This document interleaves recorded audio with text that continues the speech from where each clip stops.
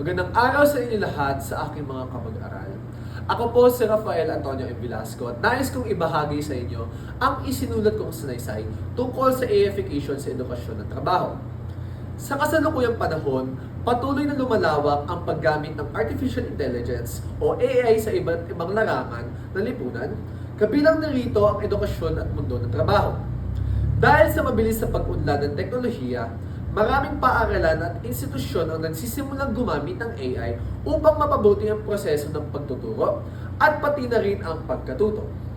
Ayon sa pag-aaral ni Zawaki Richter et al. 2019, dumarami ang pananaliksik at aplikasyon ng AI sa higher education, lalo na sa mga sistemang nakakatulong sa pagsusuri ng datos ng mga mag-aaral at pagpapabuti ng mga paraan ng pagtuturo. Dahil dito, nagiging mahalaga ang tanong kung AI ba ay makakatulong sa edukasyon at sa pang-araw-araw na buhay ng mga tao o kung may panganib din itong dala. Isa sa mga pangunahing benepisyo ng AI sa edukasyon ay ang kakayahan nitong magbigay ng personalized learning. Bilang isang mag-aaral sa Pilipinas, maraming kabataan ay nahihirapang sumabay sa daloy ng aralin at diskusyon sa loob ng klase araw-araw. Sa pamamagitan ng AI systems, maaaring suriin ang datos ng bawat mag-aaral upang malaman ang kanilang kakayahan, kahinaan at bilis ng pagkatuto. Halimbawa, ang hilig ng isang estudyante ay sining ngunit kahinaan niya ang asignaturang matematika. Sa tulong ng AI, maaaring matulungan ng partikular na estudyante na matuto sa larangan ng asignaturang kanyang kinahihinaan. Dahil dito, nagiging posible ang adaptive learning kung saan inaangkop ang mga aralin sa bawat estudyante. Ayon kina Holmes, Bialik at Fadel 2019, maaaring gamitin ang AI upang makabuo ng mga learning systems na nagbibigay ng agarang feedback at mas personalisadong karanasan sa kanilang pagkatuto. Dahil dito, tiyak na mapapadali ang pagtuturo sa mga estudyante at lalo magiging bahagi ng kultura ng lipunan ng AI lalo na sa larangan ng edukasyon. Maliban sa mga estudyante, makakatulong din ang AI sa mga guro. Ipinapakita ng ilang pag-aaral na maaaring gamitin ng AI upang mas mapadali ang pagsusuri ng mga gawain ng mga mag-aaral at makapagbigay ng marka. Ayon kay Tuomi 2018, nabanggit sa kanyang research report na kayang gamitin ng AI upang suriin ng malalaki at malawak na set ng datos na pang-edukasyon sa mga paaralan at universidad. Dahil dito, nababawasan ang administrative workload o oras pang-administratibo ng mga guro at nagkakaroon sila ng mas maraming oras upang tutukan ang aktwal na pagtuturo at paggabay sa kanilang mga mag-aaral.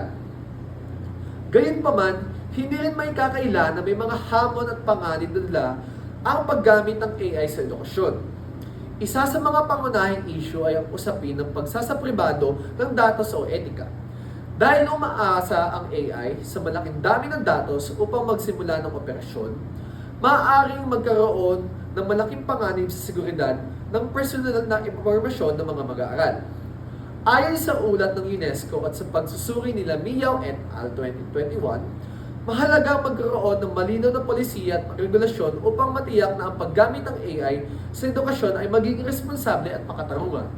Bukod dito, may mga guro at eksperto ring nagsasabing maaaring maging dependent ang mga estudyante sa AI tools at mawala ang kakayahan nilang magsariling pag-iisip. Ayon sa ulat ng BBC News 2023, maaari ring gamitin ang AI sa maling paaraan tulad ng pandaraya sa mga gawain, pagsusulit at plagiarism o pangongopya sa mga akademikong gawain. Sa kabila ng mga hamon na ito, hindi may kakaila na malaki ang potensyal ng AI upang baguhin ang hinaharap ng edukasyon at trabaho. Gayunpaman, hindi kayang palitan ng AI ang papel ng mga guro. Ang edukasyon ay hindi lamang tungkol sa pagbibigay ng impormasyon, kundi pati na rin sa paghubog ng kritikal na pag-iisip at pagiging malikhain.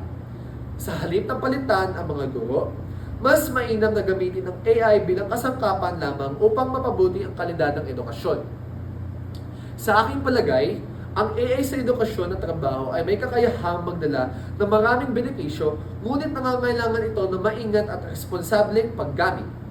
Kung ako ay mabibigyan ng pagkakataon na gumawa ng batas, aking ipapatupad ng batas na kung saan limitado ang paggamit ng AI sa loob ng paaralan gamit ang WLAN na magbablock sa Wi-Fi sa oras na mayroong pagsusulit ang mga estudyante upang maiwasan ang pandaraya.